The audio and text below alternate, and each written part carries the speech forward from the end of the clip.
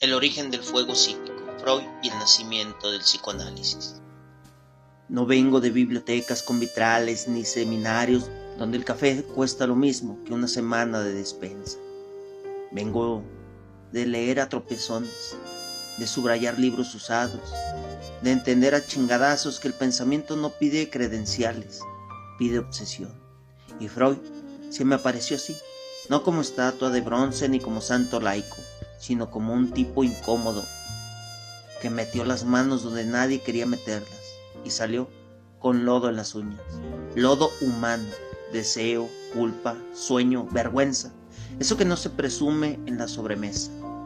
Freud escribió cuando el mundo quería orden, progreso y moral bien peinado, y él llegó a decir: no cabrones, debajo de todo eso hay pulsiones que no obedecen, sueños que se ríen de la lógica y síntomas que hablan aunque la boca se cae.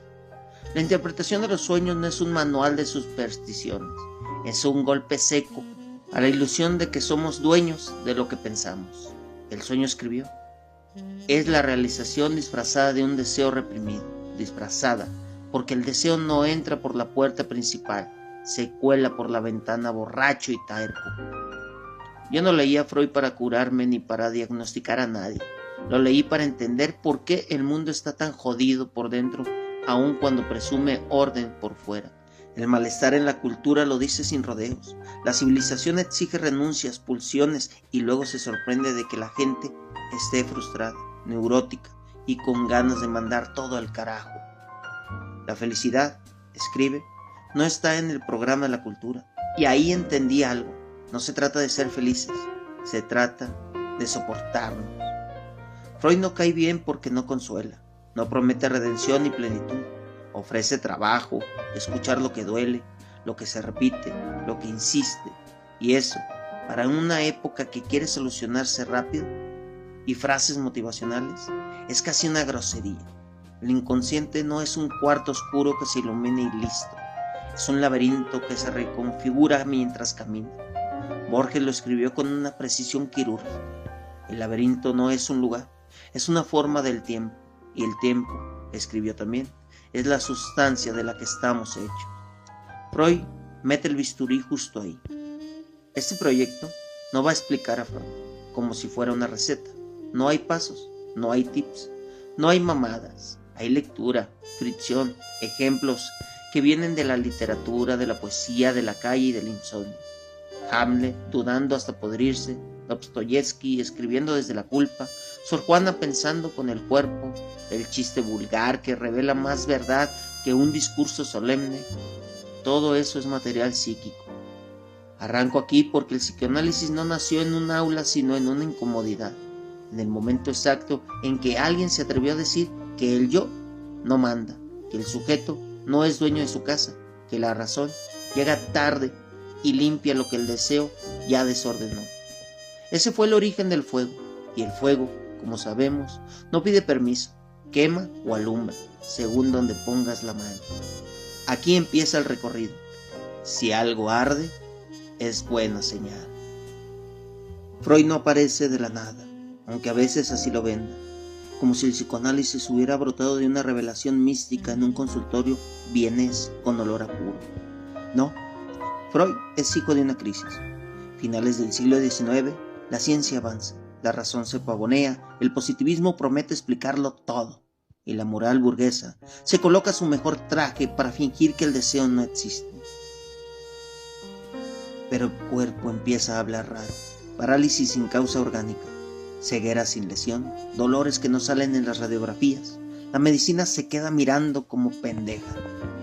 Ahí entra Freud. Primero como neurólogo, todavía creyendo que el síntoma tiene que tener una causa visible, medible, decente. Pero el síntoma no coopera. El síntoma es grosero, aparece donde no debe, insiste cuando no se le invita y no se quita con sermones ni con electrones.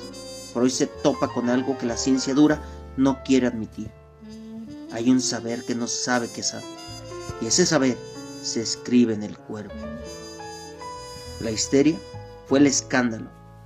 Mujeres, principalmente mujeres, que no encajaban en el molde social, cuyos cuerpos decían no, cuando la boca ya había aprendido a callarse. Freud escucha, no juzga, no moraliza, escucha. Y en esa escucha ocurre el primer quiebre. El síntoma no es un error, es un mensaje cifrado, no es el enemigo, es el texto. El cuerpo escribe lo que la conciencia censura. Ahí empieza el fuego. Freud escribe el inconsciente, no es una hipótesis metafísica, sino una necesidad clínica. No se inventa el inconsciente por gusto, se lo impone la experiencia. El inconsciente no es lo oscuro por místico, sino por reprimido. Reprimido, porque no conviene, porque no se puede decir, porque amenaza el equilibrio precario del yo. Y el yo, ese pobre administrador, no gobierna, apenas si negocia, cree mandar, pero llega tarde. Cuando decide, el deseo ya decidió por él. Esta idea dinamita siglos de filosofía centrada en la conciencia. El pienso, luego existo, se queda corto. Freud pone otra cosa sobre la mesa. Existo, deseo y luego, tal vez, pienso. El sujeto no es transparente para sí mismo. Se engaña, se justifica, se narra. Borges escribió que somos nuestra memoria, ese montón de espejos rotos. Freud añade, y también somos lo que olvidamos, y lo olvidamos a la fuerza. La interpretación de los sueños no es un libro amable, es obsesivo, repetitivo, terco. Freud vuelve una y otra vez sobre los mismos ejemplos, porque el inconsciente no aprende por explicación, aprende por insistencia. El sueño no es una tontería nocturna ni un residuo del día, es trabajo psíquico, trabajo de disfraz, de desplazamiento, de condensación. El deseo se disfraza porque sabe que si aparece desnudo, lo censuran. Así que se pone máscara, cambia de rostro, se esconde en imágenes absurdas. El sueño es un poema mal traducido y el análisis es una lectura atenta, no una decodificación automática. Aquí conviene decirlo claro, Freud no reduce el sueño a símbolos universales, nada de manuales donde soñar con agua significa esto. Eso es basura. El símbolo no es universal, es singular, vale por la historia de quien sueña. Un ataúd no significa lo mismo para un sepulturero que para un niño. El inconsciente no habla en diccionario, habla en historia. El método freudiano, la asociación libre, es una provocación directa a la cultura del control. Hablar sin censura, decir lo primero que venga, permitir que el pensamiento se descarrile. Eso va contra toda educación decente. Nos enseñaron a pensar bonito, a ordenar el discurso, a no decir pendejadas. Freud pide lo contrario. Diga sus pendejadas, ahí está la pista. Lo que parece trivial, absurdo o vergonzoso suele ser lo más importante. El oro está en la basura. El yo se defiende como puede. Freud lo muestra sin romantizarlo. El yo miente para sobrevivir, se justifica, se hace el inocente, culpa al otro. No porque sea malvado, sino porque está sitiado entre el ello, ese reservorio pulsional que no negocia, y el superyo, esa voz interiorizada de la ley, la culpa, el deber. El yo hace malabares, a veces falla, y cuando falla aparece el síntoma. El síntoma es un acuerdo mal logrado entre el deseo y la prohibición. No hay aquí ninguna visión optimista del ser humano. Freud no cree en la bondad natural ni en el progreso moral, cree en el conflicto. El conflicto es estructural, no se resuelve, se tramita, y mal que bien, porque el deseo no se deja domesticar del todo, por eso se repite, por eso vuelve, por eso el sujeto tropieza con la misma piedra aunque ya se haya roto la madre antes. Freud llama a eso compulsiones a la repetición. No aprendemos de la experiencia como quisiéramos creer, repetimos lo no elaborado. La literatura entendió esto antes que la psicología. Hamlet repite su duda hasta pudrirla. Raskolnikov confiesa porque la culpa le carcome el cuerpo. Don Quijote insiste en su delirio porque ahí encuentra una verdad que la realidad le niega. Freud no inventa sus personajes, los lee, y los lee como se lee un síntoma, no para juzgarlo, sino para entender qué deseo se juega ahí. Aquí el psicoanálisis se vuelve peligroso porque no se limita a la clínica, se mete con la cultura, con la moral, con la religión. Freud escribe que la religión es una ilusión, una necesidad infantil prolongada. No lo dice para burlarse, lo dice para explicar su función. Calma la angustia ante un mundo hostil. pero esa calma tiene precio. El precio es la renuncia al pensamiento crítico y la intensificación de la culpa. El superyo religioso no descansa. La cultura, escribe Freud, se construye sobre la represión de las pulsiones. No hay civilización sin renuncia, pero esa renuncia genera malestar. La ecuación es brutal. Cuando más civilizados, más neuróticos. No es una falla del sistema, es el sistema. El progreso no nos hace más felices, nos hace más controlados. Y el deseo, acorralado, se las ingenia para salir por otro lado. Freud no ofrece salida, no propone revolución ni iluminación, propone trabajo psíquico, hacerse cargo de lo que uno desea, de lo que uno repite, de lo que uno goza incluso cuando dice que sufre. Esa es la parte que nadie quiere escuchar, porque implica responsabilidad sin consuelo. No hay otro que garantice el sentido. El análisis no salva, incomoda. Por eso Freud sigue siendo incómodo, porque no se deja convertir en eslogan, porque no promete armonía, porque dice, sin rodeos, que el sujeto está dividido y que esa división no se sutura. Borges escribió que el yo es una ficción necesaria. Freud le pone carne a esa ficción y muestra las costuras. Este fuego no alumbra templos, alumbra sótanos. Y en el sótano no hay épica, hay polvo, hay cajas viejas, hay cosas que preferimos no ver. Pero ahí está la verdad del sujeto. No una verdad absoluta, sino una verdad parcial, torcida, dicha a medias. Y con eso basta, basta para empezar. Aquí no se viene a sanar, se viene a leer lo que arde. Si el psicoanálisis hubiera prometido redención, ya lo habrían convertido en religión. Pero Freud no era tan ingenuo ni tan cínico. Sabía que el deseo no se cura, se administra mal, y esa mala administración es lo que nos constituye. El sujeto no es una unidad armónica, sino un campo de batalla. El inconsciente no es un sótano quieto, es una fábrica en turno nocturno, siempre produciendo restos, sueños, lapsus, síntomas. Y el yo, ese capataz cansado, apenas alcanza a apagar el incendio. Freud introduce algo que sigue siendo insoportable, el goce, no el placer bonito, no la satisfacción higiénica, sino ese goce torcido que insiste incluso cuando hace daño. El sujeto goza donde dice que sufre. Esa frase no es una provocación moral, es una observación clínica. El alcohólico no solo bebe para olvidar, bebe porque hay algo ahí que satisface, aunque lo destruya. El neurótico se queja de su repetición, pero la repite porque algo obtiene de ella. El síntoma duele, sí, pero también organiza. Sin él, el sujeto se desarma. Freud no romantiza el sufrimiento, lo despoja de épica. El dolor no ennoblece, estructura. El síntoma es una solución precaria a un conflicto irresuelto. Por eso, quitarlo a la fuerza, con consejos, con medicamentos, con optimismo obligatorio, suele provocar que aparezca otro. El conflicto sigue ahí, el deseo sigue insistiendo, cambia de máscara, no de lógica. Aquí aparece uno de los golpes más duros al narcisismo moderno. No queremos lo que creemos querer. El deseo no coincide con la voluntad. El deseo es inconsciente y la voluntad es un relato posterior. Freud escribe que el yo no es amo en su propia casa. Y eso no es metáfora, es diagnóstico.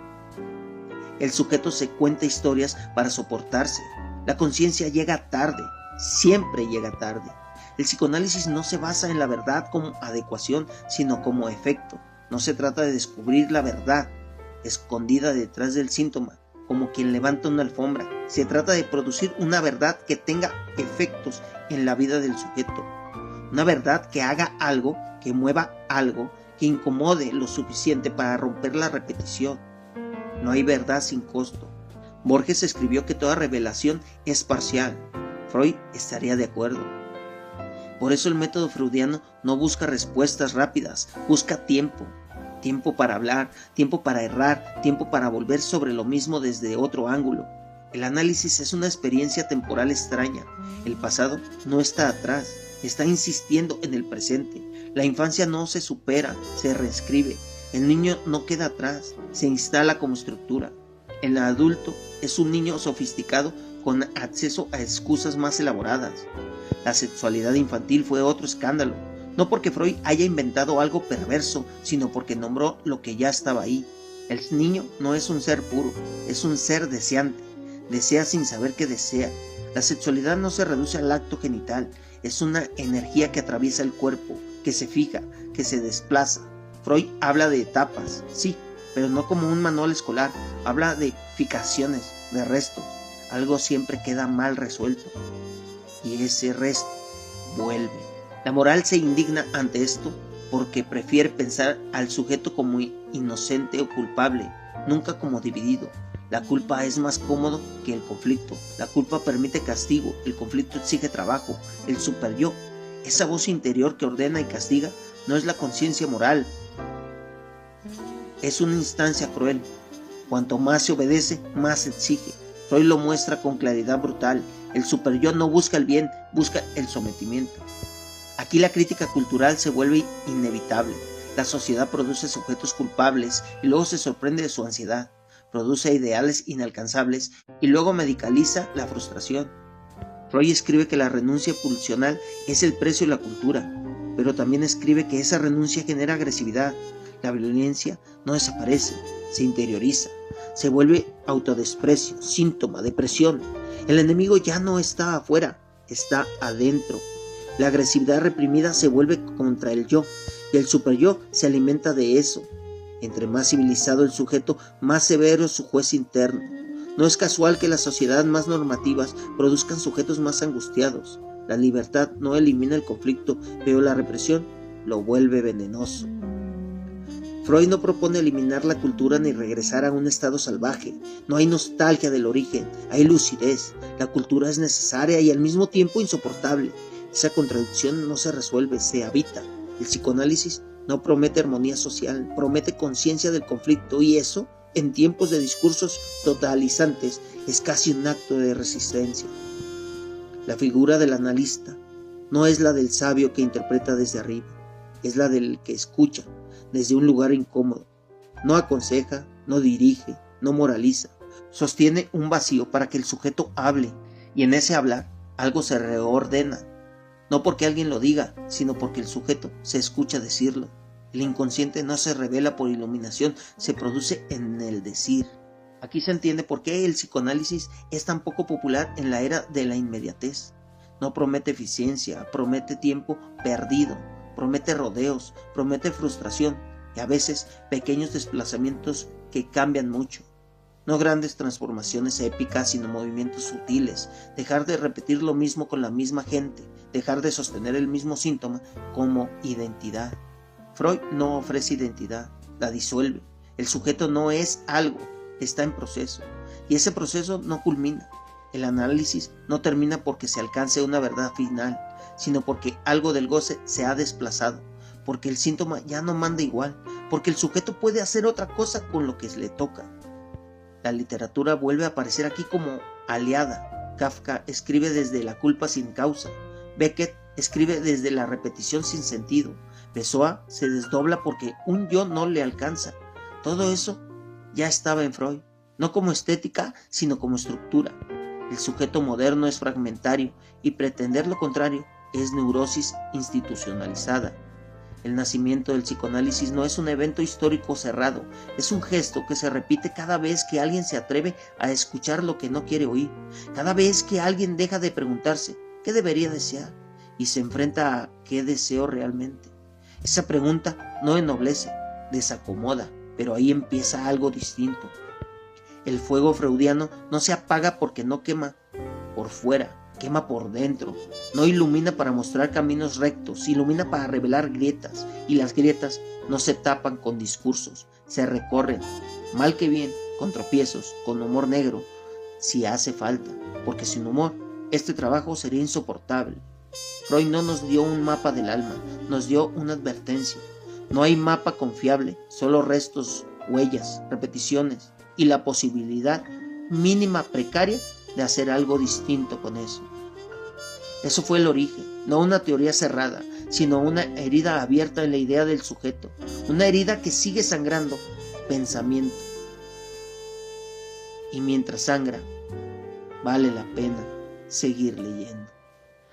No hay cierre limpio para Freud, no porque falte método, sino porque lo que toca no se deja clausurar. El psicoanálisis no es un sistema filosófico que se domina, ni una técnica que se aplica. es una experiencia que deja marca.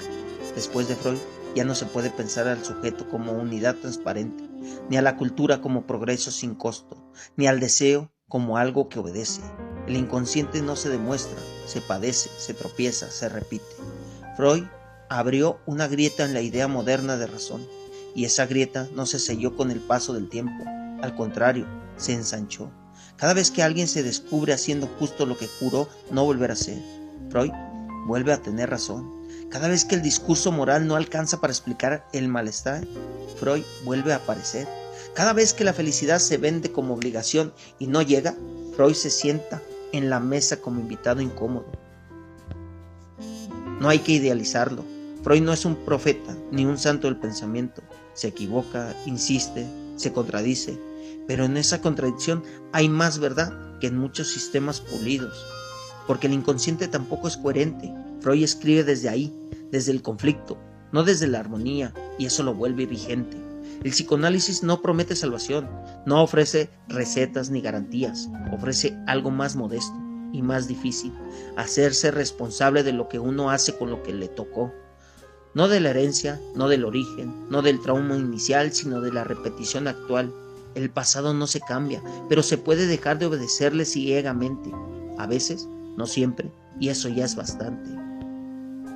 Freud mostró que el síntoma no es un enemigo externo, sino una solución fallida que el sujeto inventó, que el deseo no es noble ni vil, solo insistente, que la cultura necesita represión y al mismo tiempo produce sufrimiento, que la culpa no limpia nada, solo organiza la obediencia, y que el yo, ese narrador confiable que creemos ser, es una construcción frágil, sostenida por olvidos estratégicos. Pensar desde Freud es aceptar que no hay centro firme, que el sujeto está hecho de restos, de frases escuchadas a medias, de deseos que no se reconocen como propios. Borges escribió que somos el eco de una memoria ajena. Freud mostró que ese eco no es silencioso, habla, actúa, se manifiesta cuando menos conviene. Este primer bloque no busca convencer a nadie, busca abrir una incomodidad.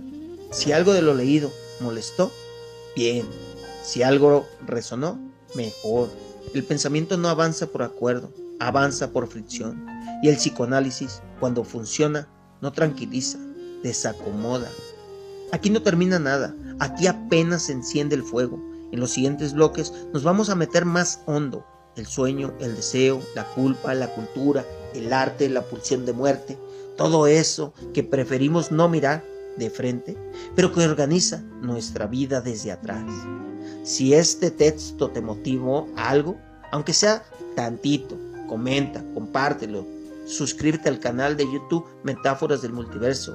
Aquí no venimos a dar respuestas fáciles, venimos a pensar con las manos sucias y la cabeza despierta. Si te gusta, comenta, suscríbete y recuerda, quien escribe merece el castigo de ser leído.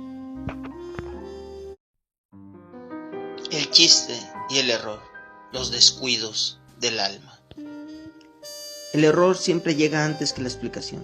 Primero se dice lo que no se quería decir, luego viene la risa nerviosa, el perdón, me equivoqué, el intento torpe de corregir, pero ya salió. Y lo que salió no fue un accidente, fue una filtración. El inconsciente no toca la puerta, se mete cuando el lenguaje tropieza.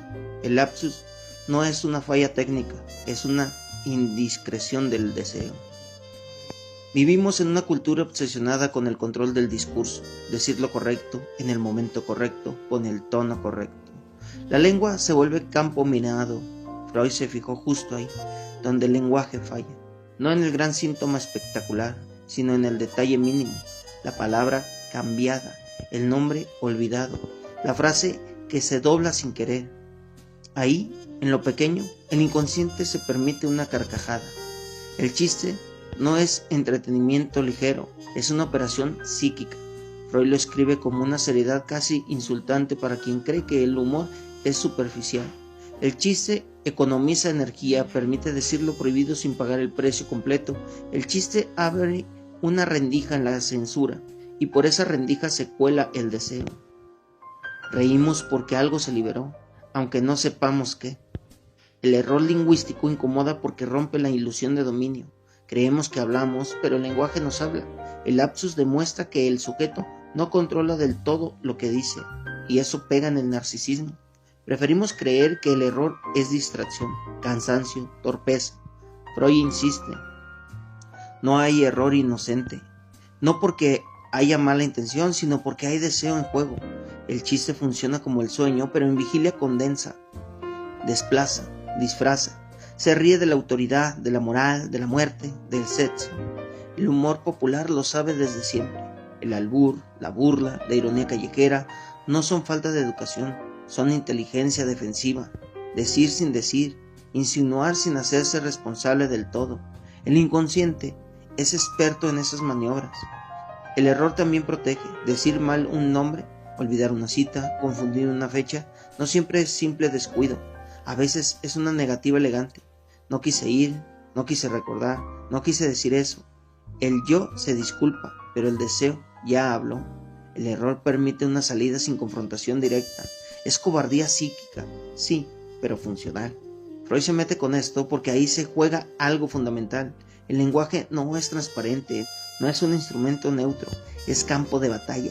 Cada palabra está atravesada por afectos, recuerdos, prohibiciones. Cuando el lenguaje falla, no se rompe, se revela. El error es una grieta por donde asoma lo que el discurso ordenado tapa. Este bloque no va a corregir errores ni explicar chistes, va a tomarlos en serio, va a leerlos como síntomas mínimos, como microescenas donde el deseo se permite un resbalón, no para reírse desde arriba, sino para entender cómo el inconsciente se cuela en la vida cotidiana sin pedir permiso. Aquí entramos al terreno de lo aparentemente insignificante, pero lo insignificante en psicoanálisis suele ser lo más cargado. El alma no se traiciona en los grandes discursos, se traiciona en los detalles. Y ahí, justo ahí, empieza el análisis. El error no se anuncia, no llega con trompetas ni con advertencia previa. Aparece como quien se tropieza en la banqueta, rápido, torpe y dejando a todos incómodos.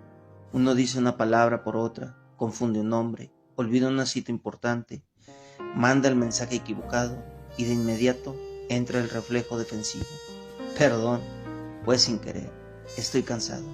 Freud no compra esas coartadas, no porque sea mal pensado, sino porque escucha mejor. El error, para él, no es ruido, es señal. En psicopatología de la vida cotidiana, Freud se mete justo donde nadie quiere detenerse, en lo mínimo, en lo ridículo, en lo que parece no tener importancia. Ahí encuentra una regularidad inquietante. Los errores no aparecen al azar, tienen estilo, se repiten, insisten alrededor de los mismos temas, las mismas personas, los mismos efectos.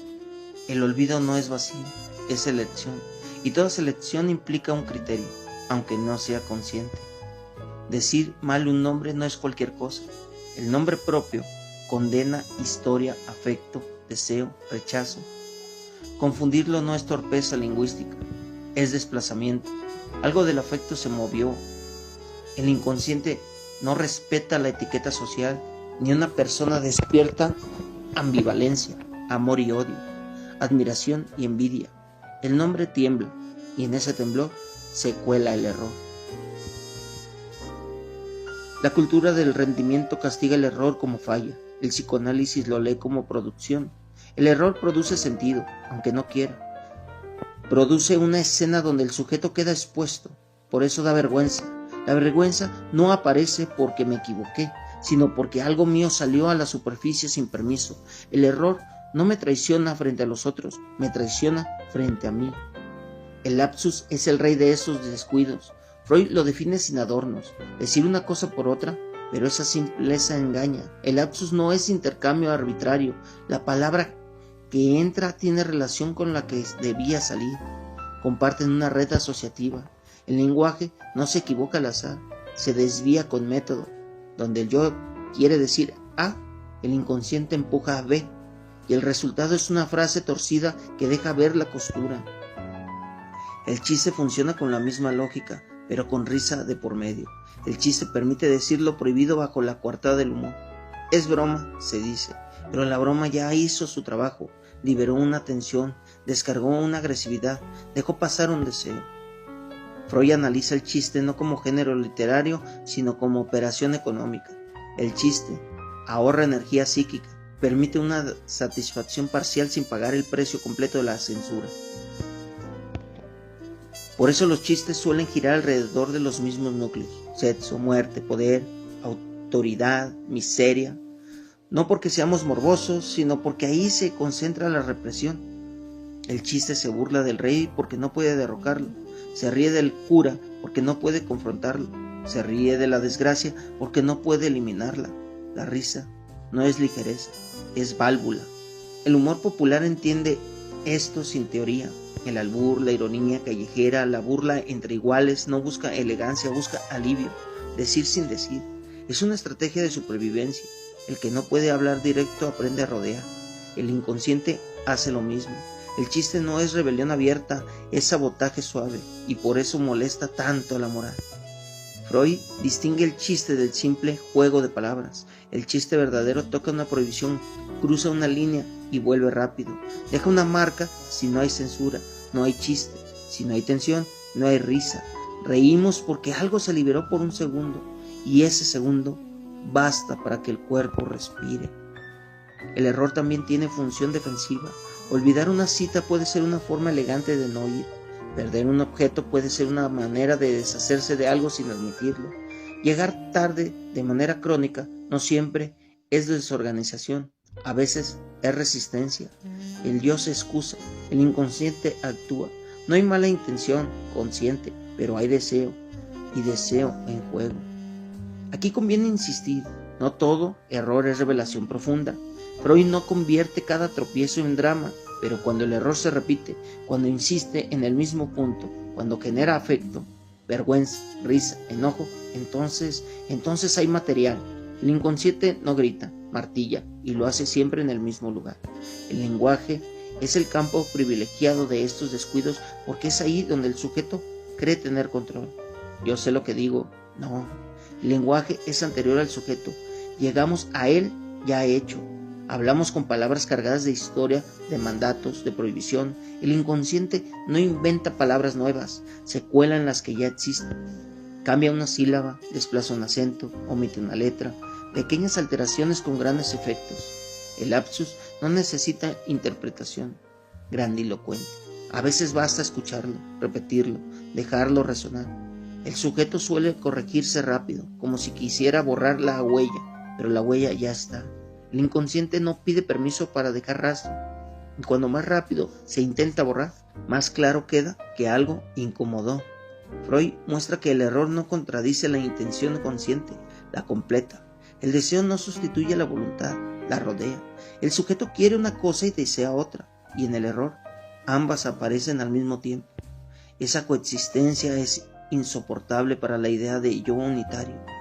Preferimos creer que fue un simple error. La explicación tranquiliza, el análisis inquieta. El chiste comparte con el sueño la lógica del disfraz. Condensa, desplaza, omite, pero a diferencia del sueño, el chiste necesita público. Reímos con otros. La risa es contagiosa porque la censura también lo es. Cuando alguien se ríe, habilita a los demás. El chiste crea comunidad momentánea alrededor de una transgresión comparativa. Por eso la risa colectiva asusta al poder. Donde hay risa, hay fisura. Freud no idealiza el humor, sabe que también puede ser cruel. El chiste puede descargar agresividad sobre el tercero, puede humillar, puede reforzar jerarquías. No todo humor es liberador, pero incluso ahí el mecanismo es el mismo. Decir lo que no se puede decir de otro modo. La ética no está en el chiste mismo, sino en el uso que se hace de él. El error, en cambio, suele dejar solo el sujeto. No hay risa comparativa, hay incomodidad. El lapsus se expone sin pedir consentimiento, por eso provoca rubor. El cuerpo reacciona antes que la mente. La vergüenza es una señal corporal de que algo íntimo se volvió público. El inconsciente no respeta la privacidad.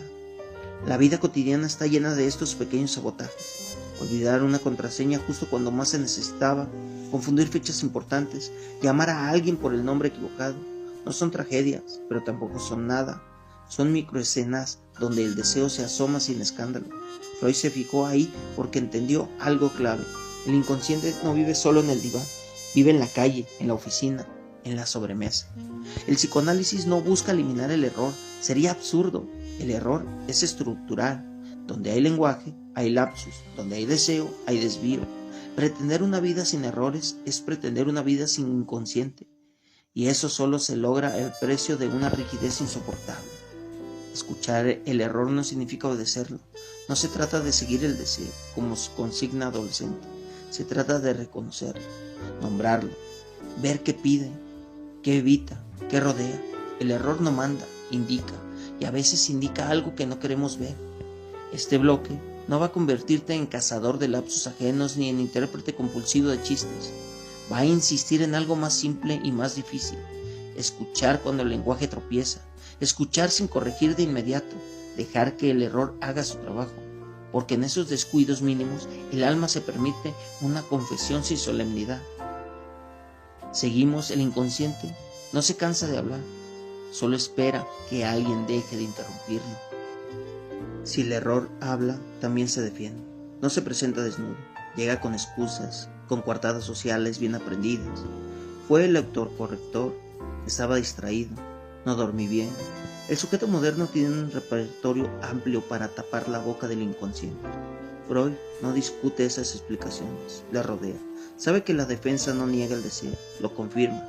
Nadie se defiende de lo que no amenaza.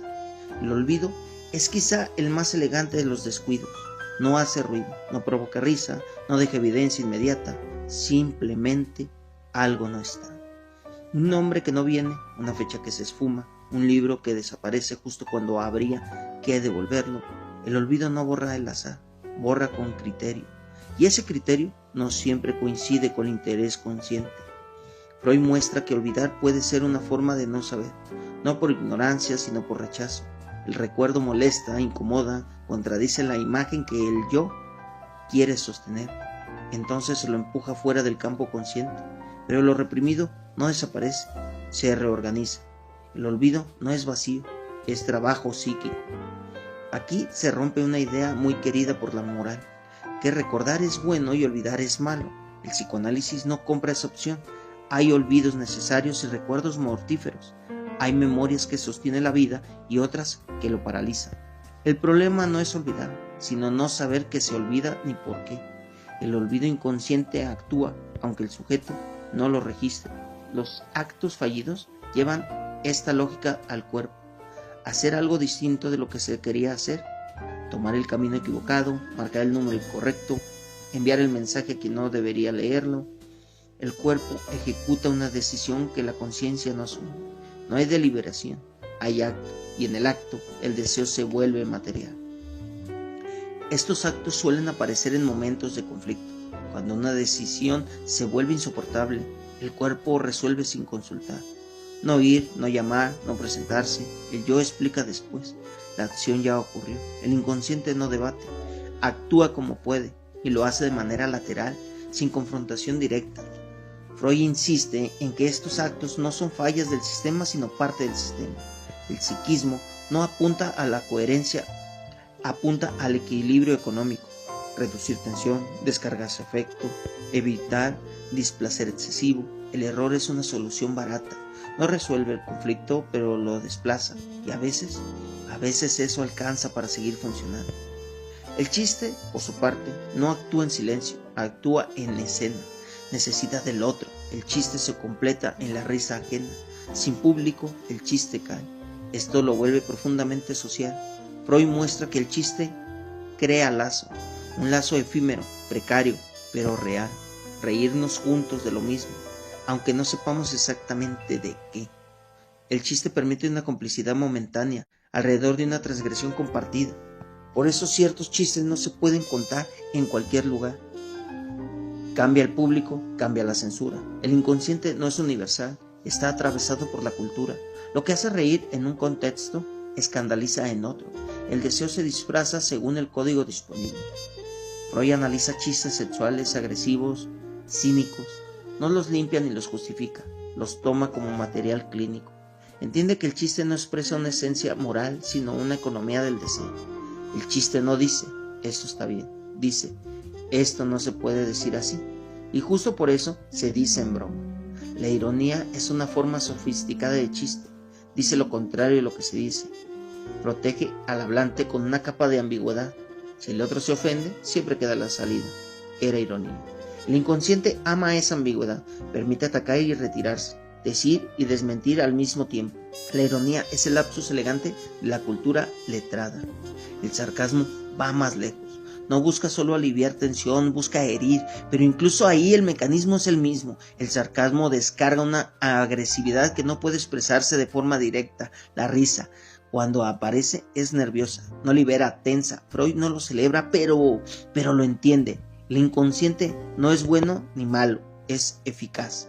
El error también puede volverse síntoma cuando se fija, cuando ya no es ocasional, sino constante. El sujeto que siempre llega tarde, el que siempre pierde cosas importantes, el que siempre se equivoca con la misma persona, ahí el error deja de ser descuido y se vuelve modo de estar en el mundo. El inconsciente encontró una solución estable, aunque costosa. Freud muestra que el síntoma no es una falla a corregir, sino una respuesta a un conflicto. El error repetido indica que algo no pudo resolverse de otro modo. El sujeto paga un precio, pero obtiene una ganancia secundaria, evita una confrontación mayor, sostiene una posición, mantiene una distancia. El error no es gratuito. En la vida cotidiana, estos mecanismos pasan desapercibidos porque no producen catástrofe. No hay crisis, no hay colapso, pero organizan la existencia. El inconsciente no necesita grandes traumas para operar. Le basta con pequeñas omisiones, con microdecisiones, con deslices aparentemente inofensivos. La subjetividad se juega en esos detalles. Freud insiste en mirar ahí porque entiende algo radical. El sujeto no es dueño de sí mismo, no gobierna su casa. El yo administra, pero no manda, y eso hiere el orgullo moderno. Preferimos pensar que nos equivocamos por azar, antes que aceptar que algo en nosotros actúa sin pedir permiso. El psicoanálisis no busca culpabilizar al sujeto por sus errores, no dice te equivocaste porque eres así, dice algo más incómodo. Eso que te pasa tiene sentido, aunque no lo conozcas. El sentido no moraliza, no justifica, no condena, explica en otro registro, y esa explicación no libera de inmediato. A veces pesa más.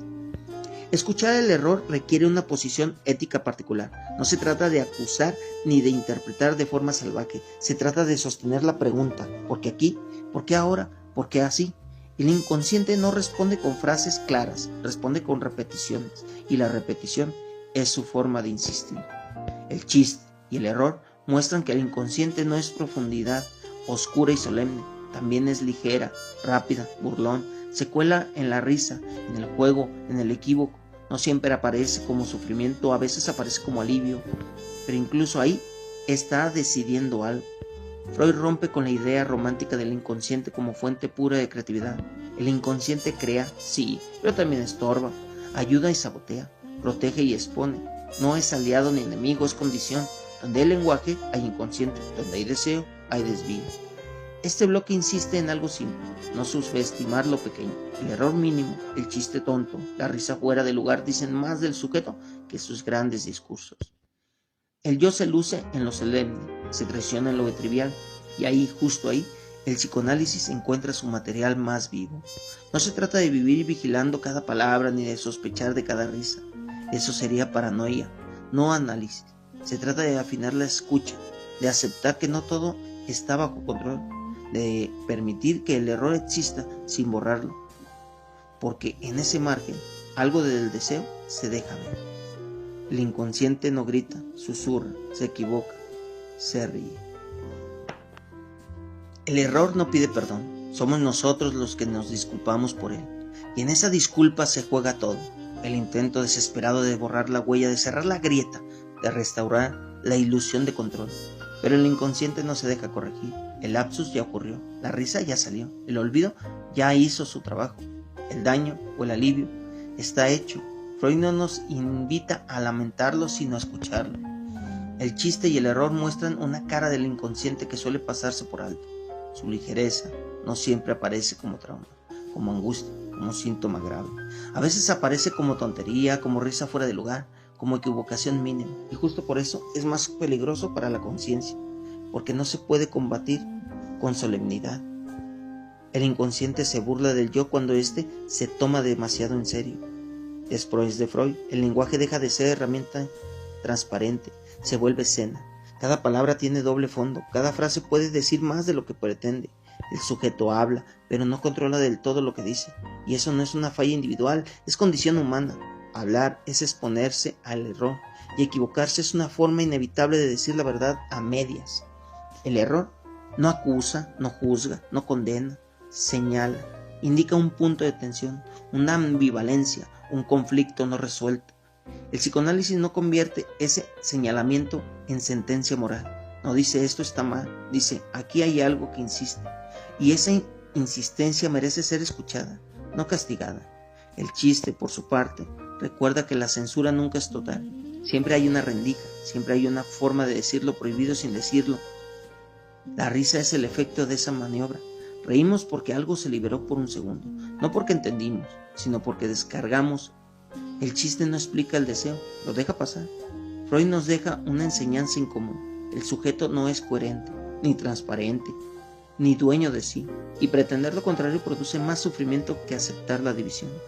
El error no es enemigo de la verdad, es uno de sus caminos, un camino torcido, sí, pero eficaz. Este bloque no pretende volver paranoico al lector ni hacerlo sospechar de cada palabra. Pretende algo más sobrio, afinar la escucha, dejar de borrar los errores automáticamente, dejar de justificar la risa nerviosa, preguntarse, aunque sea en silencio, ¿qué se dijo ahí que no se quería decir? No para castigarse, sino para conocerse un poco menos mal.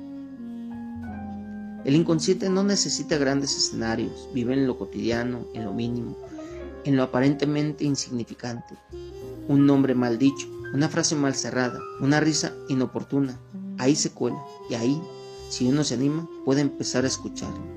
Si este bloque te resonó, si te hizo reír incómodo o recordar algún error sin importancia, comenta, comparte y suscríbete al canal de YouTube Metáforas del Multiverso.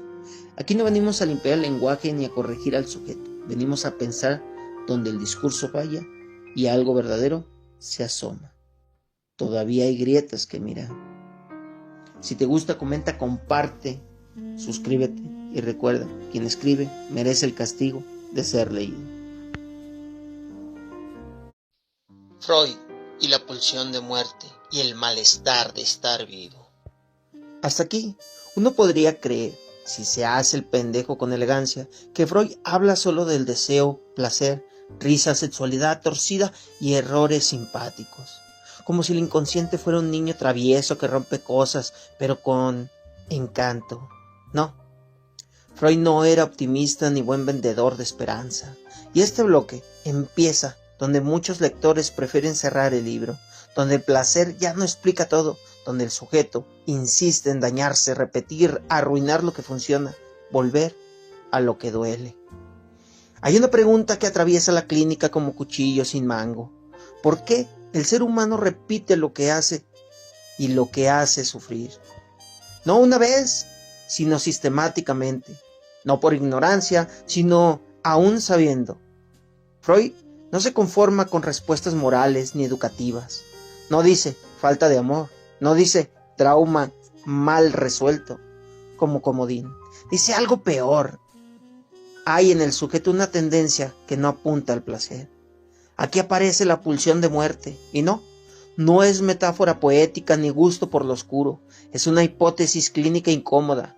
Freud observa que el aparato psíquico no siempre busca bienestar, a veces busca volver a un estado anterior, más simple, menos tenso, a veces busca el cero, el reposo absoluto, la repetición que no aprende nada. La pulsión de muerte no significa ganas conscientes de morirse, significa algo más cotidiano y más cabrón.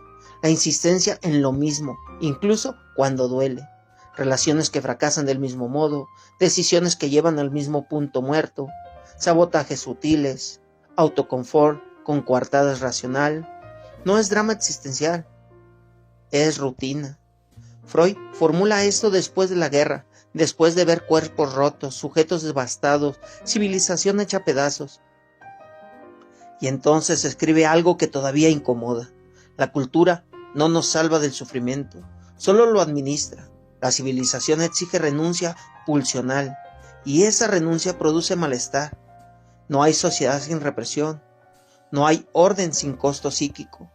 Este bloque entra al terreno menos instagramiable del psicoanálisis.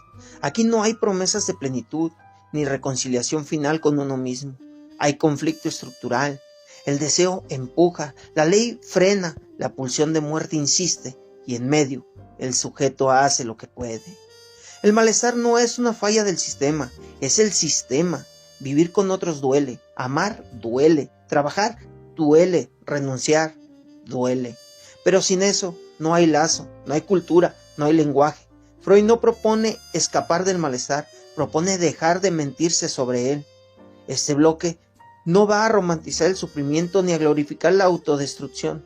Va a pensar por qué algo en nosotros no quiere soltarse del daño, por qué repetimos, por qué a veces preferimos lo conocido, aunque duela, a lo nuevo, aunque prometa alivio.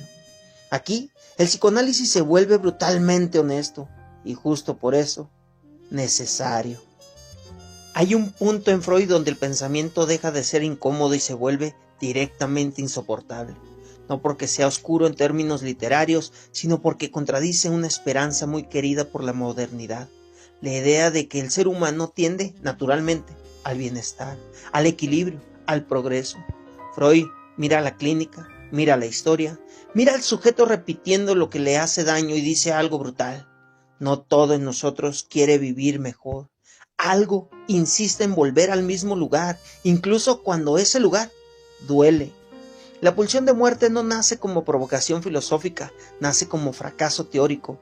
Freud intenta explicar por qué el principio del placer, esa idea de que buscamos evitar el displacer y maximizar el placer, no alcanza para entender ciertos fenómenos.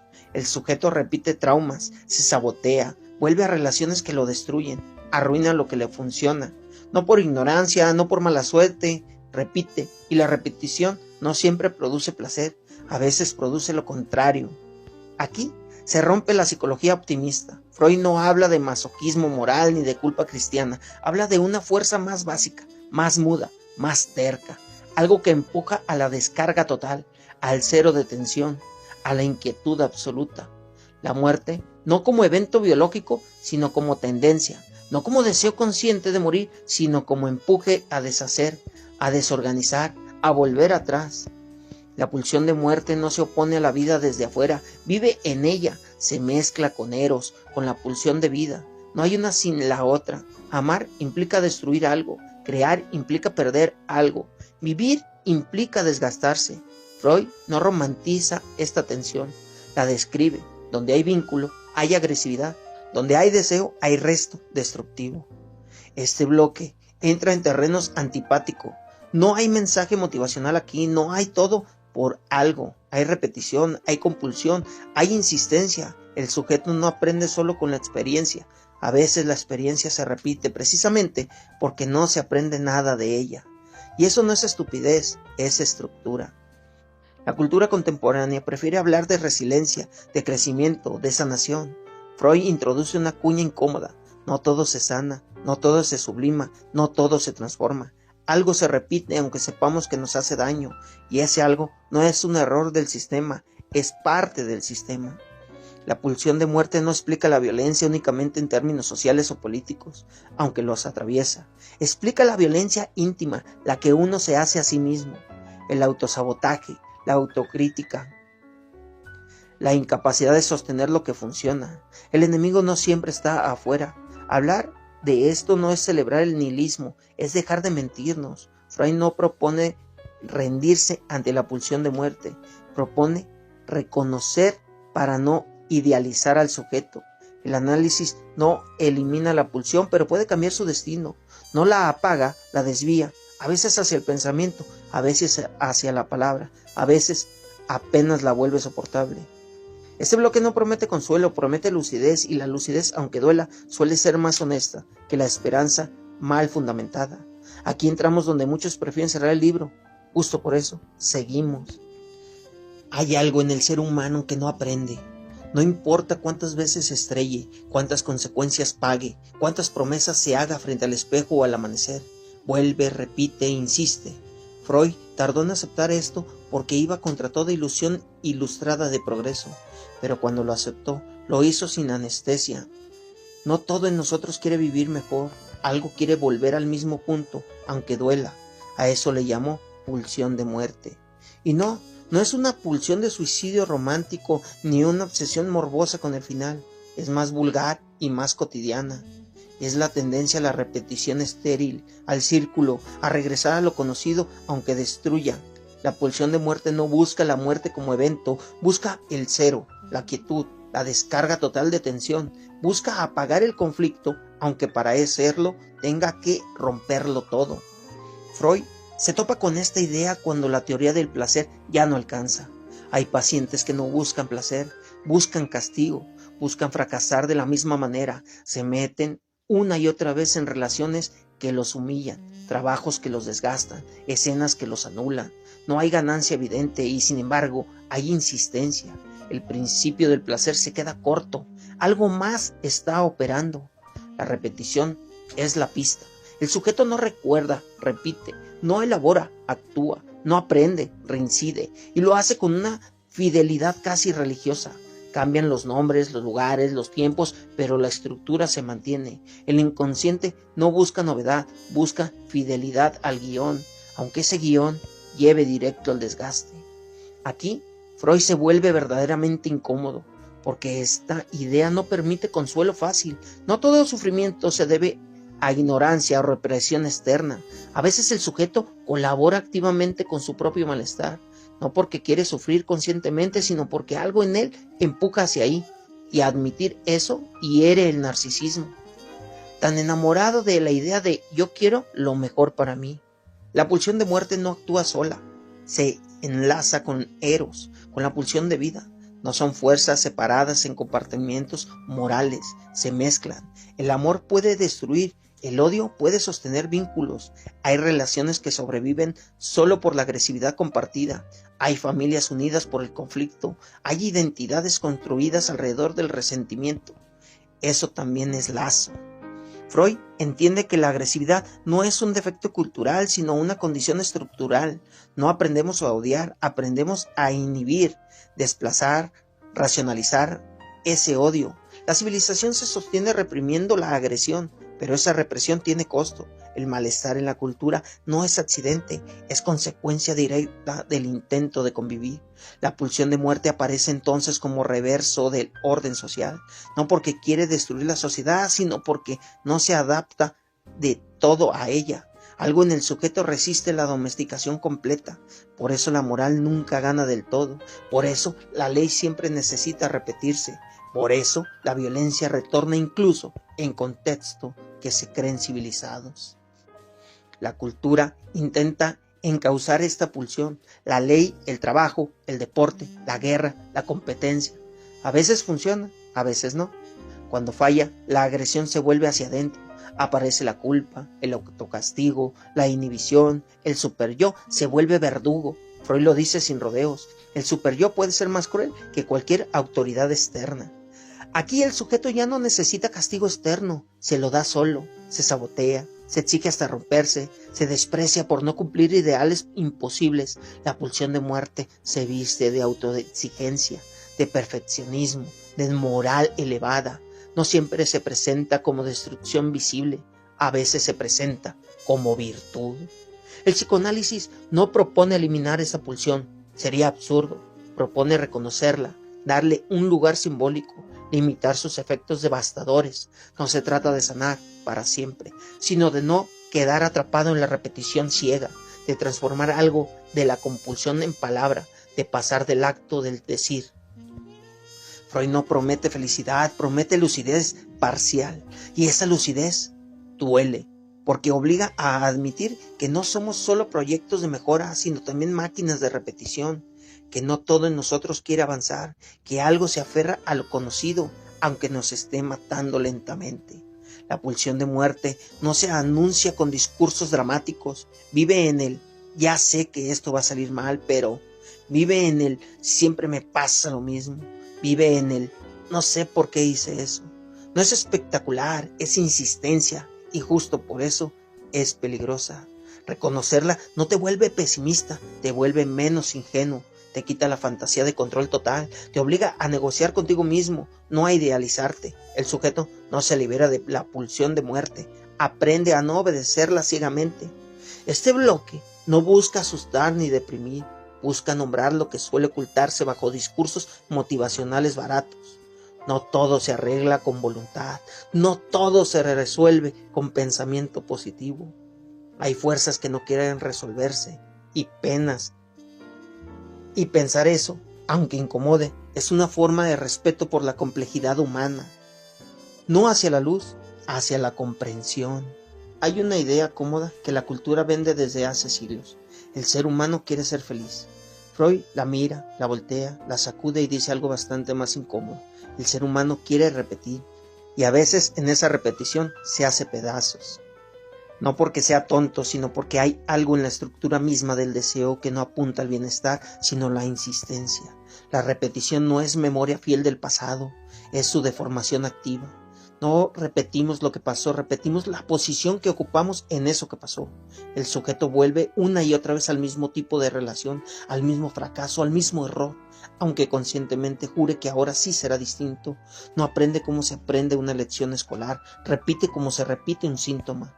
Freud llega a la pulsión de muerte no por gusto teórico, sino por fracaso clínico.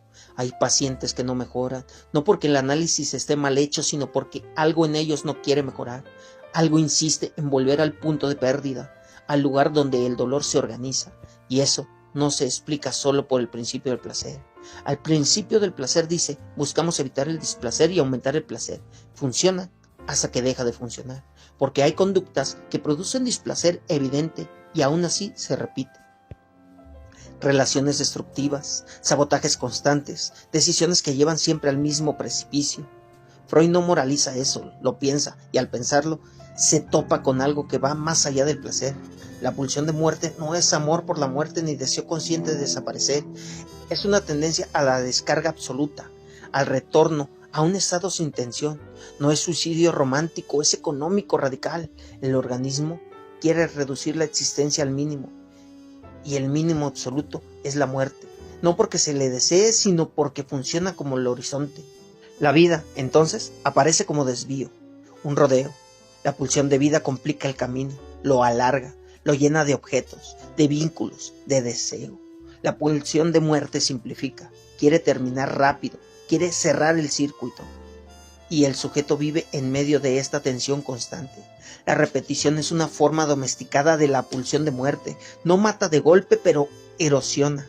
Hace volver al mismo lugar una y otra vez. No para recordar, sino para dominar algo que no pudo simbolizarse. El trauma no se recuerda, se actúa. Y en esa actuación el sujeto intenta, sin saberlo, tomar control de lo que lo desbordó. Por eso Freud dice que la repetición va más allá del placer.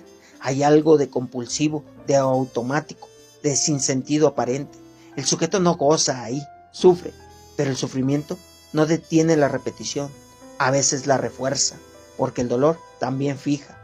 La cultura contemporánea odia esta idea, prefiere creer que todo es elección consciente, que basta con querer cambiar. Freud no niega la responsabilidad, pero la complejiza. No todo acto responde a la voluntad. Hay actos que responden a una lógica más antigua, más muda, más terca. La pulsión de muerte no es destructiva solo hacia afuera. No es solo violencia, guerra, crueldad. Es también autoexigencia feroz, culpa constante, ideales imposibles. El superyo no es solo prohibición, es mandato de goce. Debe ser mejor, más productivo, más feliz. Y cuando no se cumple, castiga. Ahí la pulsión de muerte se vuelve moral. El malestar en la cultura nace justo ahí. La cultura necesita reprimir, organizar, canalizar. Sin eso, no hay lazo social. Pero cada renuncia pulsional deja resto, y ese resto se acumula. El sujeto paga con síntomas lo que gana en civilización. Freud no propone eliminar la cultura, muestra su costo. La agresividad es otro punto clave. La cultura intenta domesticarla, convertirla en competencia, en productividad, en deporte. A veces funciona, muchas veces no. La agresividad vuelve contra el otro o contra uno mismo. La pulsión de muerte no siempre mata, a veces corroe lentamente. Freud escribe el malestar en la cultura sin consuelo. No ofrece salida, no promete reconciliación entre deseo y norma. Dice algo más honesto. La tensión es estructural. La cultura no puede hacer felices a los sujetos sin destruirse en sí misma. Y el sujeto no puede satisfacerse plenamente sin romper el lazo social. La repetición aparece entonces como la forma cotidiana del malestar. No hace ruido, no escandaliza, simplemente organiza la vida. El mismo tipo de pareja, el mismo tipo de jefe, el mismo tipo de conflicto. Cambian los nombres, no la escena. El sujeto cree avanzar, pero gira en círculos. El análisis no elimina la repetición por decreto, la hace visible y a veces, solo a veces, permite elegir algo distinto. No porque el deseo se vuelva puro, sino porque el sujeto reconoce su propia trampa. Reconocer no es liberarse, pero es un inicio. Freud no es optimista, tampoco es nihilista, es sobrio. Sabe que la vida psíquica no apunta a la armonía, sino al equilibrio inestable. Vivir es negociar entre fuerzas que no se reconcilian. La pulsión de vida empuja a crear vínculos, a complicar. La pulsión de muerte empuja a cerrar, a repetir, a simplificar. Ninguna gana del todo. La cultura moderna cree haber vencido la pulsión de muerte con progreso, tecnología, velocidad. Freud diría que solo la sofisticó. La autodestrucción ya no siempre es violenta. Puede ser silenciosa, productiva, socialmente aceptada, trabajar hasta el agotamiento, competir sin descanso, vivir sin pausa. La muerte no siempre llega como golpe, a veces llega como desgaste. El pensamiento freudiano no invita a reconciliarse con la muerte, sino a dejar de negarla. Lo reprimido retorna. También aquí, la pulsión de muerte no desaparece porque no hablemos de ella, se cuela en decisiones, en políticas, en formas de vida que se venden como éxito. Este bloque no busca reprimir ni asustar, busca precisión, mostrar que el conflicto no es un error del sistema, sino su condición, que la repetición no es estupidez, sino insistencia, que el malestar no es falla individual, sino efecto cultural. Freud no nos promete felicidad, nos ofrece lucidez, y la lucidez no consuela, pero ordena, permite entender por qué hacemos lo que hacemos, incluso cuando nos hace daño. Permite dejar de explicarlo todo con psicología barata o moralina. La pulsión de muerte no es el enemigo a vencer, es el límite a reconocer. Saber que algo en nosotros no quiere avanzar nos obliga a pensar de otro modo del cambio, no como progreso lineal, sino como desplazamiento mínimo, frágil, siempre amenazado por la repetición. Pensar esto incomoda, por eso muchos prefieren caricaturizar a Freud o superarlo rápido, pero mientras la repetición existe, mientras el sujeto vuelve al mismo lugar con distintos nombres, Freud sigue teniendo razón. Aquí el pensamiento ya no promete alivio, promete verdad. Al final, el psicoanálisis no promete salvación ni equilibrio, no ofrece paz interior ni versiones mejoradas del yo. Freud no era coach, ni gurú, ni terapeuta motivacional, era algo más incómodo, un lector obsesivo de lo que no encaja. Y este bloque dejó eso claro. El sujeto no es una unidad cerrada, es una grieta que habla, y esa grieta no se sutura con fuerza de voluntad ni con pensamiento positivo. Después de atravesar síntomas, deseo, sexualidad, lapsus y repetición, queda una verdad poco vendible. No hay cierre completo. El análisis no termina cuando todo se entiende, sino cuando algo deja de repetirse de la misma forma.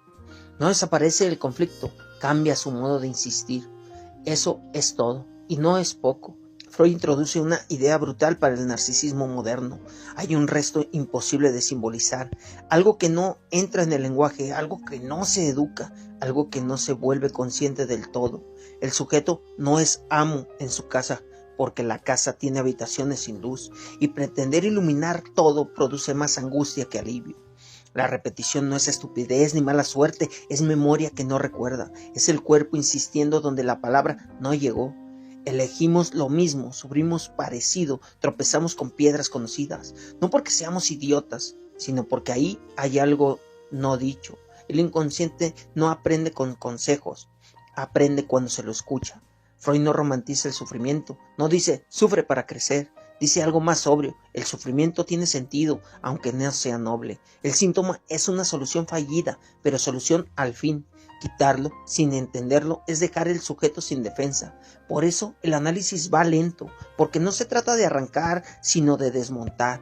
El yo quiere orden, coherencia, identidad. El inconsciente trabaja con fragmentos, contradicciones, restos. El conflicto entre ambos no se resuelve, se negocia. Vivir es negociar con lo que no somos capaces de dominar. Y esa negociación nunca queda cerrada del todo. Freud incomoda porque no consuela, no promete felicidad, promete lucidez parcial, no promete armonía, promete responsabilidad frente al propio deseo. Y eso pasa, porque ya no se puede culpar solo al mundo, a los padres, al sistema. Algo de la que se repite nos pertenece, aunque no lo hayamos elegido. Este bloque deja claro que el psicoanálisis no busca sujetos adaptados, sino sujetos menos engañados por su propio discurso. No más buenos, no más sanos, no más exitosos, solo un poco más honestos con su división. Y eso, en una cultura que exige coherencia permanente, es casi un acto de resistencia. Si llegaste hasta aquí, no saliste curado, saliste tocado. Y eso es lo máximo a lo que se puede aspirar cuando se piensa en serio. Gracias por quedarte hasta el final. Si este recorrido te movió algo, aunque sea incomodidad, comenta, comparte y suscríbete al canal de YouTube Metáforas del Multiverso. Aquí no vendemos soluciones, vendemos preguntas bien hechas, porque el inconsciente no se calla. Suscríbete, comenta, comparte y recuerda, quien escribe merece el castigo de ser leído. La cueva de los sueños, el inconsciente y sus símbolos. Uno no elige soñar. El sueño cae como caen las lluvias fuera de temporada, sin pedir permiso y sin respetar pronósticos. Te acuestas cansado, creyendo que el día ya terminó, y de pronto estás en otro lugar, haciendo cosas que no harías despierto, viendo caras que no invitaste, deseando lo que en vigilia negarías con la boca llena de razones. El sueño no es descanso, es trabajo sucio, trabajo del inconsciente que no duerme nunca. Desde morro nos enseñaron a desconfiar de los sueños. Puras pendejadas, dicen. O peor, nos los convierten en un horóscopo barato, en diccionario de símbolos universales donde todos significan lo mismo para todos. Freud mandó eso al carajo. El sueño no es mensaje del más allá, ni residuo sin sentido. Es una escritura torcida, sí, censurada también, pero escritura al fin. Y como toda escritura, pide lectura, no traducción automática. Freud escribió que el sueño es la realización disfrazada de un deseo reprimido. La palabra clave es disfrazada. El deseo no aparece en su forma directa porque no se le permiten. La censura onírica es una aduana estricta. Deja pasar el deseo solo si se maquilla, si cambia de ropa, si se presenta como otra cosa. Por eso el sueño miente diciendo la verdad. Dice lo que no puede decirse de otro modo. Cuando uno sueña, el yo afloja el control. No desaparece, pero se debilita. El superyo se distrae un rato y el deseo aprovecha. No para revelarse con claridad, sino para colarse en forma de imagen absurda. Escena ridícula, situaciones imposibles. El sueño no respeta lógica ni moral. Junta tiempo, mezcla personas, exagera detalles y borra otras. El inconsciente no razona, asocia, no argumenta, repite. Leer los sueños no es interpretarlos, como se interpreta un texto sagrado. No hay revelación final ni sentido último. Hay restos, desplazamientos, condensaciones. Freud nombra esos mecanismos con precisión quirúrgica, porque no estaba haciendo poesía, estaba haciendo clínica, pero la poesía extendió rápido lo que ahí se jugaba. El sueño funciona como el poema, dice más de lo que dice, y dice otra cosa de lo que parece decir.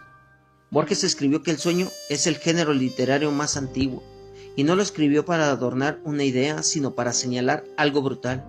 Soñamos antes de saber escribir, antes de saber pensar, antes de saber obedecer. El sueño es una lengua primaria, una lengua sin gramática fija, una lengua que no necesita permiso.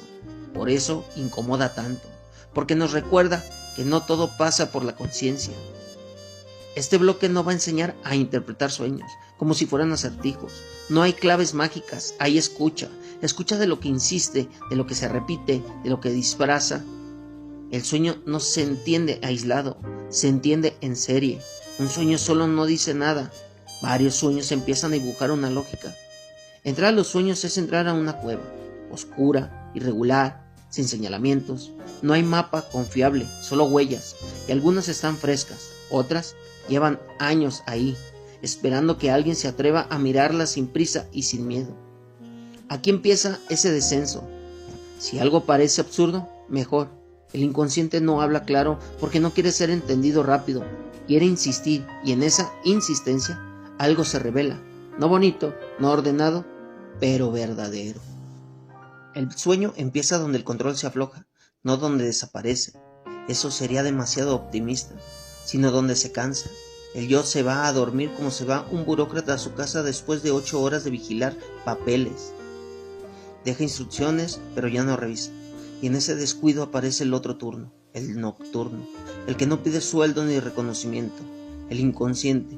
No descansa porque no sabe hacerlo, no tiene horario laboral ni sindicato. Freud no se acercó al sueño como quien se acerca a un misterio sagrado, sino como quien se acerca a un texto mal impreso. Algo está escrito ahí, pero no sigue las reglas habituales. No hay puntuación clara, los párrafos encima, los personajes se funcionan. El error no está en el texto, está en querer leerlo como si fuera prosa diurna. El sueño exige otra lectura, no simbólica en abstracto, sino histórica. El símbolo vale por la vida del sueño, no por prestigio cultural. Por eso Freud insiste tanto en la asociación libre. El sueño no se explica, se rodea, no se interpreta desde afuera, se deja hablar desde adentro. Una imagen onírica no se aclara preguntando ¿qué significa? Sino ¿qué te recuerda? El recuerdo es la llave y el recuerdo no es confiable, exagera, borra, mezcla, pero justo ahí está su potencia. La memoria no es archivo, es montaje. El contenido manifiesto del sueño, lo que se recuerda al despertar, es apenas la fachada. Freud lo llama así para dejar claro que no es lo importante es el contenido latente, eso que empuja desde atrás y que no aparece directamente. Entre uno y otro hay trabajo psíquico, trabajo de censura, de disfraz, de acomodo. El sueño no es pasivo, produce, es una máquina narrativa al servicio del deseo. 2 mecanismos son centrales, la condensación y el desplazamiento. La condensación junta varias ideas, personas o deseos en una sola imagen. El rostro, en el sueño, puede ser 3 personas al mismo tiempo. El desplazamiento corre el acento. Lo importante aparece como trivial, lo trivial como central. El deseo se esconde donde menos se le busca. Por eso los sueños suelen aparecer ridículos o irrelevantes. No lo son, son prudentes. La censura onírica no es una instancia moral elevada, es un reflejo del conflicto. El deseo sabe que no puede aparecer tal cual porque provocaría angustia, así que se disfraza. El sueño no es el arte del disfraz psíquico, no miente para engañar, miente para sobrevivir. El deseo no quiere ser descubierto, quiere realizarse, aunque sea a medias. El sueño es un compromiso, no satisfacción plena, pero tampoco silencio total. Aquí se rompe la idea ingenua de que el sueño dice la verdad de manera directa. No, el sueño dice una verdad deformada, y esa deformación no es un obstáculo, es la condición de posibilidad. Si el deseo apareciera sin filtro, despertaría al sujeto a patadas. El sueño existe para no despertar, para permitir que el deseo se realice sin romper el equilibrio precario del dormir.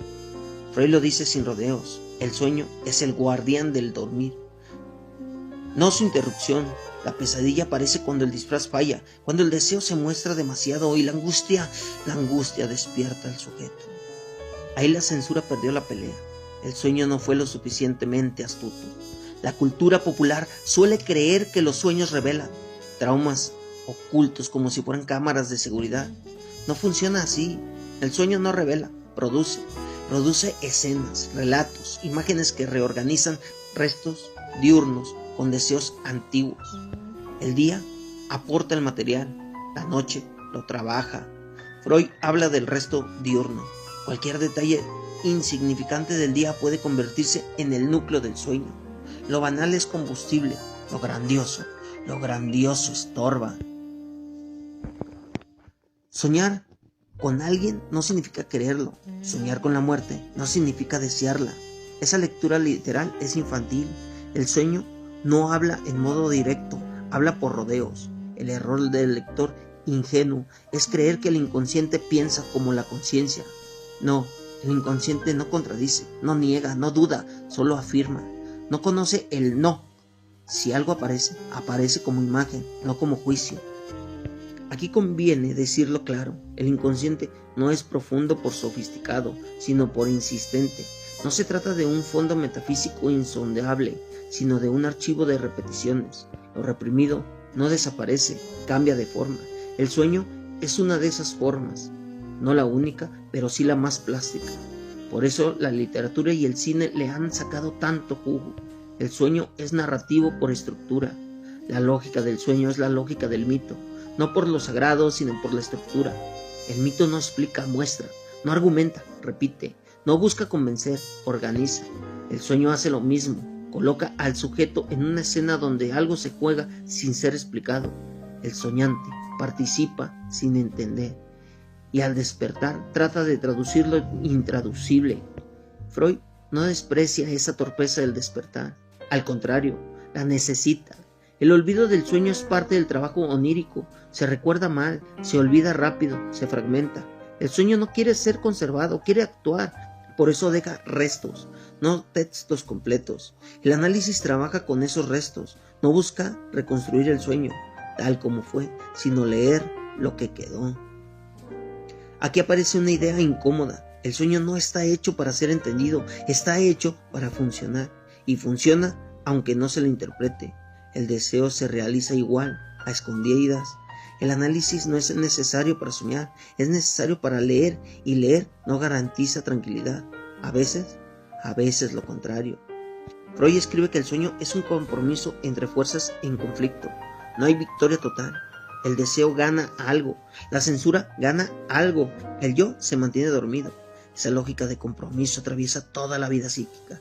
No hay actos puros, no hay decisiones limpias, hay arreglos, y los arreglos siempre dejan residuos. La moral suele entrar aquí como policía de símbolos. ¿Soñar con sexo es pecado? ¿Soñar con violencia es malo? Freud barre con eso. El sueño no es moral ni inmoral, es amoral. No responde a condiciones sociales, responde a la economía del deseo. Juzgar el sueño es no entenderlo. El sueño no pide absolución ni castigo, pide lectura. La interpretación freudiana no es autoritaria, no impone sentidos, propone hipnosis que se verifican por sus efectos. Si una interpretación produce asociación, movimiento, palabra, va por buen camino. Si cierra, si tranquiliza demasiado rápido, probablemente falló. El inconsciente no se calma con explicaciones bonitas. Se calma cuando algo de su insistencia encuentra otra vía. El sueño no es una ventana al pasado puro, es una reestructura constante. La infancia aparece en los sueños no como recuerdo infiel, sino como estructura. El niño soñando no es el niño histórico, es el niño actual del deseo. Por eso los sueños no envejecen. Un hombre de 40 años puede soñar con escenas infantiles que no tienen nada de nostalgia, no son recuerdos, son presente. Aquí se entiende por qué el Freud desconfiaba de las interpretaciones simbólicas universales. El símbolo no tiene valor en sí mismo, vale por su inserción en una cadena asociativa. Un cuchillo no es lo mismo para quien cocina que para quien fue amenazado con uno. El sueño no es democrático, es singular, radicalmente singular. La cultura contemporánea quiere convertir el sueño en contenido, libros, aplicaciones, tutoriales, todo listo para consumo rápido. El sueño no se deja domesticar así, no produce sentido a demanda, produce cuando quiere, como quiere, y cuando se lo fuerza, se vuelve estereotipo. Soñar no nos hace especiales, nos hace humanos, y humanos divididos. El sueño no es un don, es una función incómoda que nos recuerda cada noche que no somos dueños de lo que deseamos ni de lo que pensamos. El inconsciente no duerme, y cuando el cuerpo descansa, él aprovecha para hablar más fuerte. Ese bloque no va a romantizar el sueño ni a convertirlo en oráculo. Va a insistir en su carácter de trabajo psíquico, sin aplausos, trabajo nocturno, sin sindicato.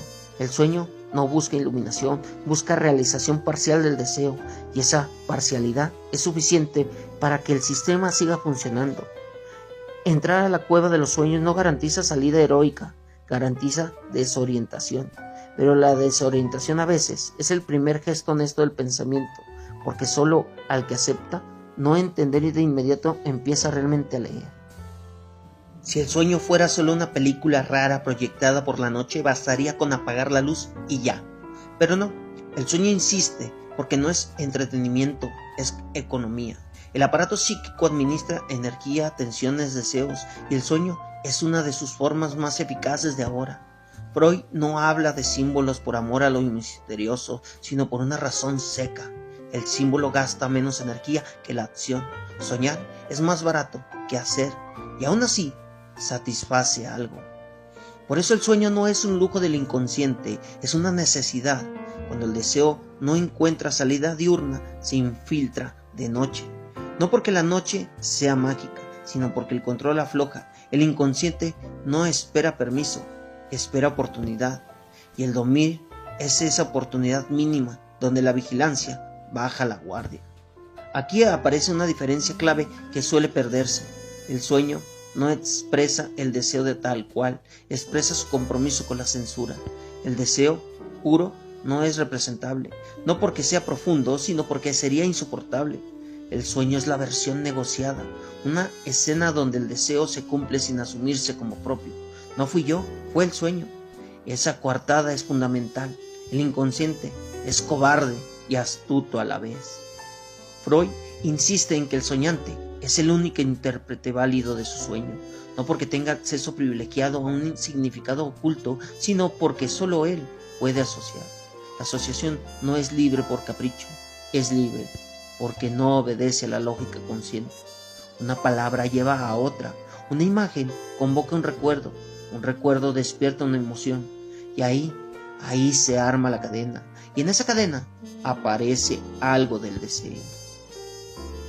La interpretación no apunta al sentido final, apunta al punto de tropiezo, donde el discurso se corta, donde aparece la risa nerviosa, el silencio, la repetición. Ahí hay algo. El sueño no se revela donde fluye, se revela donde se atasca. La verdad no entra suave, entra a empujones.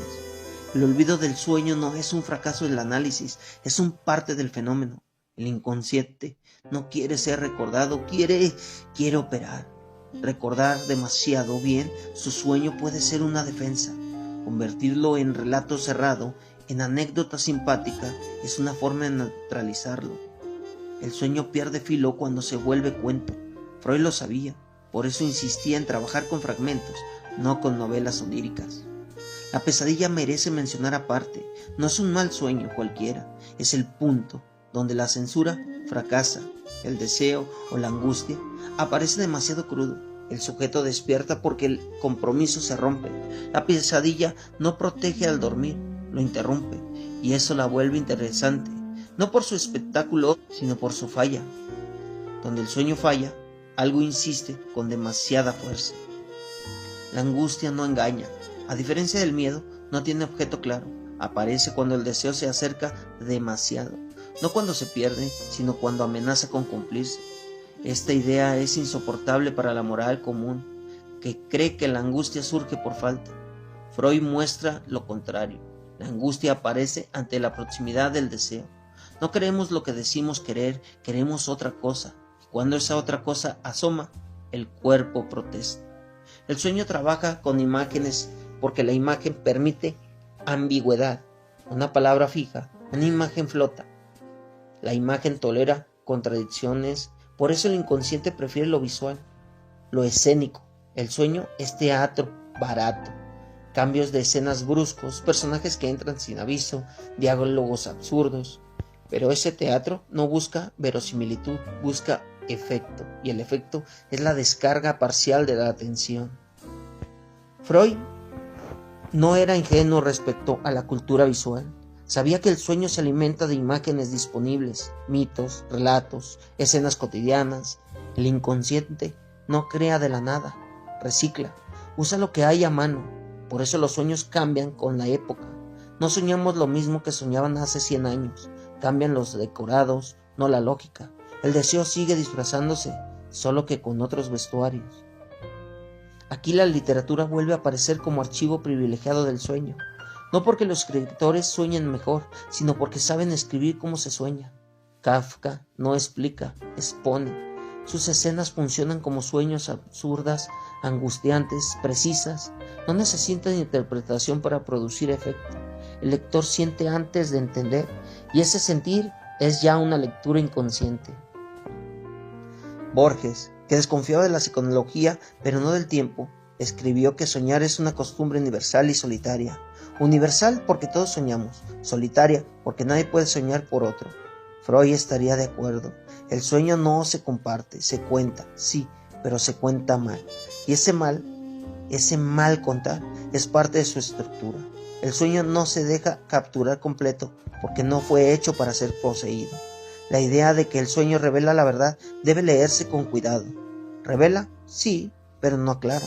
Revela como revela un síntoma, mostrando algo sin explicarlo. La verdad freudiana no es claridad, es insistencia. No ilumina, señala, y a veces señala hacia donde no queremos mirar. El trabajo del sueño no se limita a la noche. Los lapsus, los chistes, los actos fallidos funcionan con la misma lógica. Son sueños diurnos mal disimulados, pequeñas fisuras en el discurso consciente donde el deseo se asoma. Freud los estudia con el mismo rigor porque responden a la misma economía. El inconsciente no respeta horario. La cultura del rendimiento quiere eliminar estos restos. Todo debe ser productivo, claro, eficiente. El sueño estorba, no produce nada medible, no genera capital, pero sin él el aparato psíquico colapsa.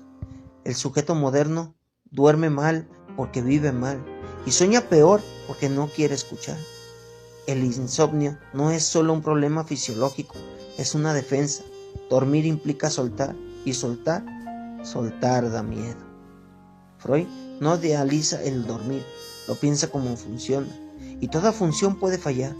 Cuando falla aparecen síntomas, insomnios, sueños repetitivos, pesadillas crónicas. No son mensajes divinos ni castigos morales, son señales de que el compromiso no está funcionando, el deseo no encontró vía suficiente. Interpretar un sueño no es descifrar un código secreto, es acompañar un recorrido.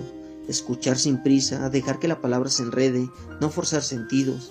El análisis no traduce, escucha, y en esa escucha, el soñante se escucha a sí mismo. El inconsciente no se revela por revelación, sino por repetición. El sueño no busca completud, busca alivio parcial. Por eso se repite, por eso nunca satisface del todo. El deseo no se agota, y eso, lejos de ser una tragedia, es lo que mantiene al sujeto en movimiento. Si el deseo se cumpliera plenamente, el aparato se apagaría. El sueño protege de eso, mantiene la falta de funcionamiento. Entrar a la cueva de los sueños no es un viaje espiritual, es un trabajo lento, ingrato, a veces aburrido. Freud no prometió belleza, prometió verdad en acto, y esa verdad no se deja domesticar en frases bonitas. El sueño no nos dice quiénes somos, nos muestra cómo deseamos, y eso es más incómodo, porque el deseo no coincide con la imagen que queremos sostener de nosotros mismos. El sueño rompe esa imagen cada noche, y cada mañana hacemos lo posible por olvidarla. Pero algo queda, un resto, una sensación rara, un fragmento sin sentido. Ahí está el material, no para iluminar la vida, sino para pensarla de otro modo. El sueño no se deja cerrar con broche de oro, no porque sea profundo en un sentido místico, sino porque su función no es concluir, sino insistir. Cada noche vuelve a hacer lo mismo, desarma al orden del día, mezcla restos, disfraza deseos y los deja actuar un rato. El sueño no enseña, no moraliza, no explica, funciona, y en ese funcionamiento deja huellas que incomodan a la conciencia cuando intentan sentirse dueña de sí. Después de Freud, el sueño deja de ser curiosidad o superstición, se vuelve texto, un texto mal escrito, lleno de tachaduras, sin puntuación clara, pero texto al fin. Y como todo texto, que importa, no se lee una vez y se entiende, se relee, se rodea, se malentiende. El error no es un obstáculo, es parte de la lectura. Querer entender el sueño rápido es una forma elegante de no escucharlo. El sueño no habla para agradar, habla para realizar algo del deseo, sin asumirlo. Por eso miente diciendo la verdad, por eso exagera, deforma, ridiculiza. El inconsciente no respeta la imagen que el yo quiere sostener. Le importa poco la coherencia biográfica o la dignidad moral. Le importa la economía del deseo, que algo se mueva, que algo descargue, que algo no explote. La cultura moderna quiere convertir el sueño en mensaje claro o en producto vendible. Freud lo vuelve trabajo incómodo. El sueño no da respuestas, genera preguntas mal formuladas, no ofrece sentido, produce restos, y ese resto es lo único verdaderamente analizable. No lo espectacular, no lo narrable, sino lo que se queda pegado sin explicación. El sueño no revela quién eres, revela cómo estás dividido, muestra que no hay identidad plena, que el sujeto no coincide consigo mismo. Cada sueño es una pequeña traición del inconsciente al relato que el yo intenta sostener, y esa tradición no es un error, es la condición misma del pensamiento. Freud no nos enseñó a soñar mejor, nos enseñó a leer peor, en el buen sentido, a desconfiar de la claridad, a sospechar del sentido inmediato, a escuchar lo que no se dice. El sueño no quiere intérpretes brillantes, quiere lectores pacientes, y la paciencia, en una época acelerada, es subversiva. Este bloque no busca domesticar el sueño ni convertirlo en herramienta de crecimiento personal. Busca devolverle su incomodidad, su carácter torcido, su negativa a cerrar, porque ahí, en esa negativa, el sueño sigue vivo. Mientras el sujeto sueñe, algo del deseo sigue en juego, y mientras el deseo insista, el pensamiento no se apaga. Hasta aquí la cueva de los sueños. No salimos iluminados, salimos desorientados, y eso está bien. Pensar no es encontrar el camino recto, es aprender a caminar en pasillos torcidos sin exigir salida inmediata. Si este bloque te dejó pensando, aunque sea a restos incómodos, comenta, comparte y suscríbete. El canal de YouTube Metáforas del Multiverso. Aquí no prometemos claridad total ni finales felices. Prometemos pensamiento honesto, lectura sin anestesia y ganas de seguir bajando donde casi nadie quiere ir. Nos vemos en el siguiente bloque. El fuego sigue encendido. Si te gustó, comenta, comparte y recuerda, quien escribe merece el castigo de ser leído.